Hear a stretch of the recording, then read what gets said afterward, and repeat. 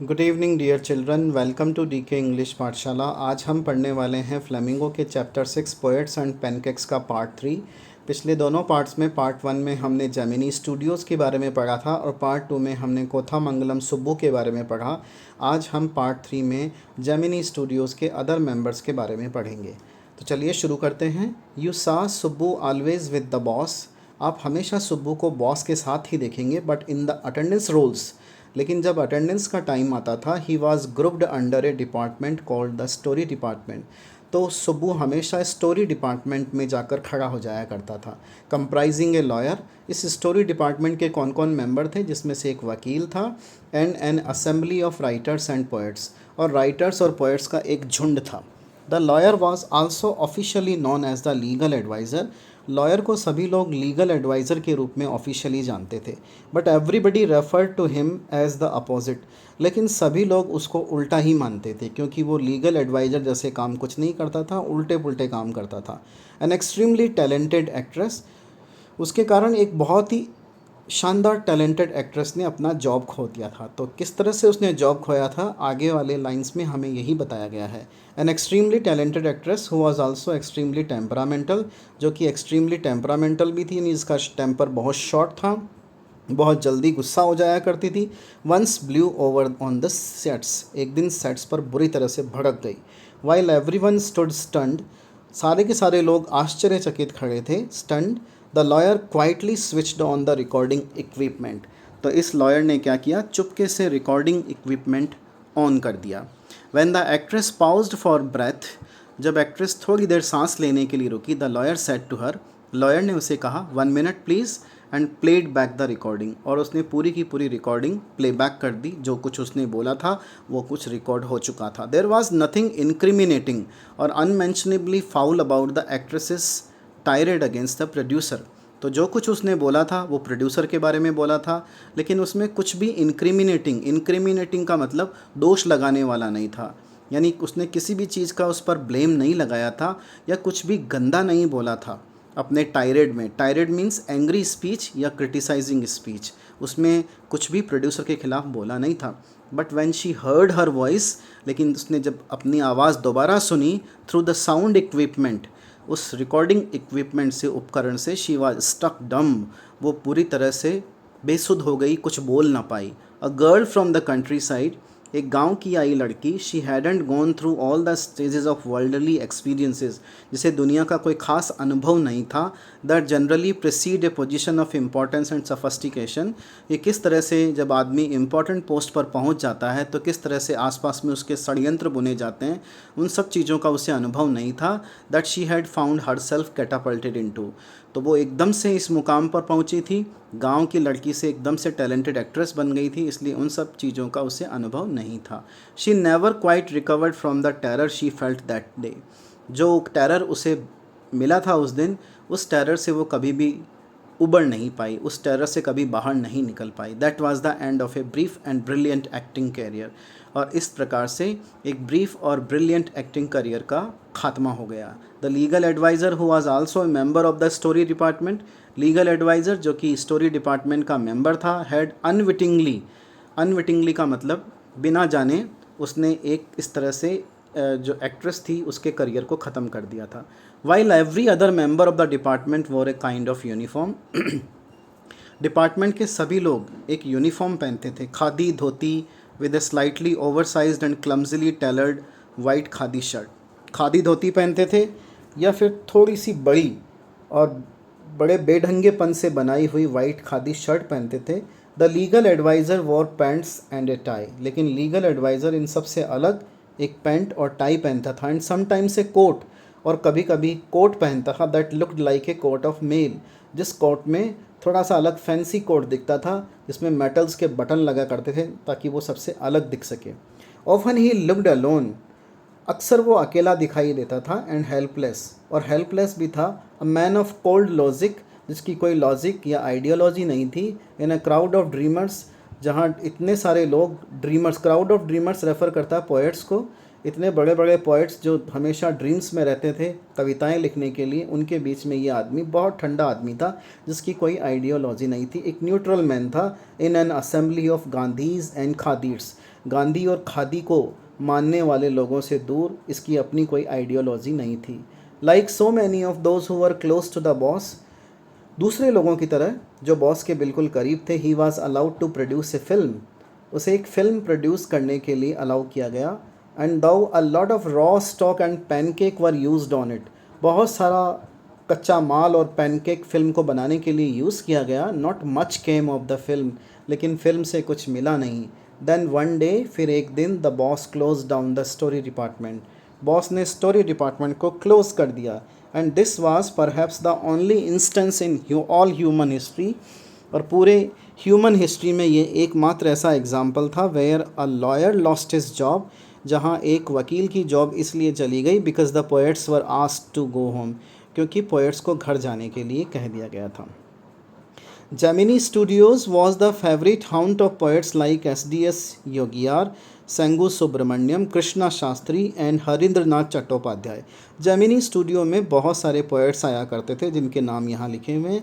It had an excellent mess, इसमें बहुत ही अच्छी कैंटीन थी, which supplied good coffee at all times of the day, जो पूरे दिन अच्छी कॉफ़ी बनाया करती थी। And for most part of the night, और रात के बहुत बड़े हिस्से के लिए, यानी आधी रात से भी ऊपर कॉफ़ी बन जाती थी यहाँ पर। दोज वर द डेज़, ये दिन वो दिन थे when Congress rule meant prohibition, जब कांग्रेस के शासन का मतलब था कि आप पर बहुत सारी बंदिशें लगी हुई थी। And meeting over A cup of coffee was rather satisfying entertainment, और अगर आप कॉफ़ी के एक कप के लिए अपने आसपास के लोगों से मिल जाए तो ये आपके लिए बहुत अच्छा मनोरंजन भी होता था और सेटिस्फेक्शन भी होता था। Barring the office boys and a couple of clerk, केवल ऑफिस बॉयज़ और एक दो क्लर्क को छोड़कर everybody else at the studios radiated leisure, जो स्टूडियो के लोग थे वो अधिकतर आराम करते थे। A prerequisite for poetry, जो उनको लगता था कि पोइट्री के लिए बहुत ज़रूरी है। मोस्ट ऑफ देम वोर खादी, उनमें से अधिकतर लोग खादी पहनते थे। एंड वर्शिप्ड गांधी जी, और गांधी जी की पूजा करते थे। But beyond that they had not the faintest appreciation for political thought of any kind, लेकिन उसके अलावा उनकी अपनी कोई आइडियोलॉजी नहीं थी, वो किसी भी विचारधारा में विश्वास नहीं करते थे।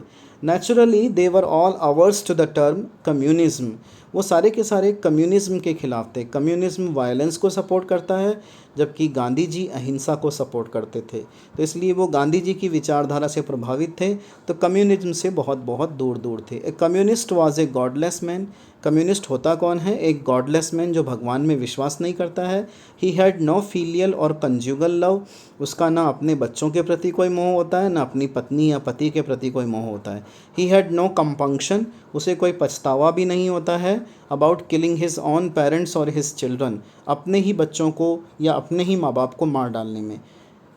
He was always out to cause and spread unrest and violence among innocent and ignorant people, उसका एक ही काम होता है कि लोगों के अंदर वायलेंस फैलाए, जो इनोसेंट लोग हैं और जो इग्नोरेंट लोग हैं, यानी जो निर्दोष लोग हैं और जो जानते वानते कुछ नहीं हैं, उनके बीच में वायलेंस और अनरेस्ट फैलाया जाए। सच नोशंस, ऐसे विचार which prevailed everywhere else in South India, जो सब जगह फैल चुके थे साउथ इंडिया में उस समय, naturally floated about vaguely among the khadi clad poets of Gemini Studios, वो धीरे धीरे जेमिनी स्टूडियो के कवियों के बीच में भी हल्के हल्के से फैलने लगे थे। वैगली का मतलब होता है unclearly, khadi clad poets means khadi पहने हुए पोइट्स में भी। Evidence of it was soon forthcoming, इसका सबूत बहुत जल्दी मिलने वाला था। हुआ क्या? When Frank Buchman's moral rearmament army, इसका सबूत कैसे मिला? जब फ्रैंक बकमैन की moral rearmament army some 200 strong, जिसमें 200 मेंबर थे, विजिटेड मद्रास समटाइम्स इन 1952, वो मद्रास में आई 1952 में। They could not have found a warmer host in India, उन्हें भारत में जेमिनी स्टूडियो से बड़ा वार्मर होस्ट नहीं मिल सकता था जो उनकी अच्छे से मेज़बानी कर सके। Someone called the group an international circus, कुछ लोगों ने ग्रुप को एक इंटरनेशनल सर्कस कहा। They were not very good on the trapeze, लेकिन राइटर का कहना है कि वो ट्रेपीज़ यानी हुक से लटकने में ना तो एक्सपर्ट थे, और उनका जो एनिमल्स के साथ में एक्वेंटेंस होता था वो केवल डिनर टेबल पर ही होता था। यानी राइटर कहते हैं कि उनको इंटरनेशनल सर्कस कैसे कह सकते हैं जबकि ना तो उनको कोई हैंगिंग वगैरह का कोई ट्रेपीज़ लटकने वगैरह का कोई आर्ट आती थी, और ना ही उनका कोई जानवरों से दूर दूर तक कोई लेना देना था। बट दे प्रेजेंटेड 2 प्लेस, लेकिन उन्होंने 2 प्लेस को प्रेजेंट किया इन अ मोस्ट प्रोफेशनल मैनर, बहुत ही अच्छे प्रोफेशनल तरीके से उन्होंने प्रेजेंट किया। दे आर जोथम वैली, एक प्ले का नाम था जोथम वैली और दूसरे का नाम था फॉरगॉटन फैक्टर। रैन सेवरल शोज़ इन मद्रास, इसके मद्रास में बहुत सारे शोज़ ऑर्गेनाइज हुए, and along with the other citizens of the city, और सिटी के दूसरे सिटीजन्स के साथ में द जेमिनी फैमिली ऑफ 600 लोगों ने जेमिनी फैमिली के साथ the plays over and over again, इन प्लेस को बार बार देखा। The message of the plays were usually plain, जो इन प्लेस का मैसेज था वो बहुत सिंपल था, एंड सिंपल होमिलीज़ मीन्स गॉड की जो प्रेज़ होती, भगवान की प्रशंसा थी, रिलीजियस प्रेजेस थी, और कुछ भी नहीं था। But the sets and costumes, लेकिन जो सेट्स और कॉस्ट्यूम्स यूज़ किए गए थे वो बहुत ही अच्छे थे।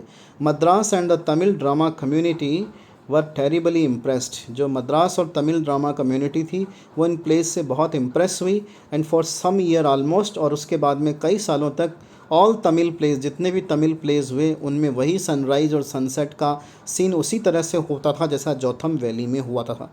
जैसे कि बेयर स्टेज, बिल्कुल खाली स्टेज, अ वाइट बैकग्राउंड, एक पीछे सफ़ेद बैकग्राउंड कर्टेन, और फिर फ्लूट के ऊपर एक ट्यून प्ले की जाती थी और सनराइज़ और सनसेट होता था।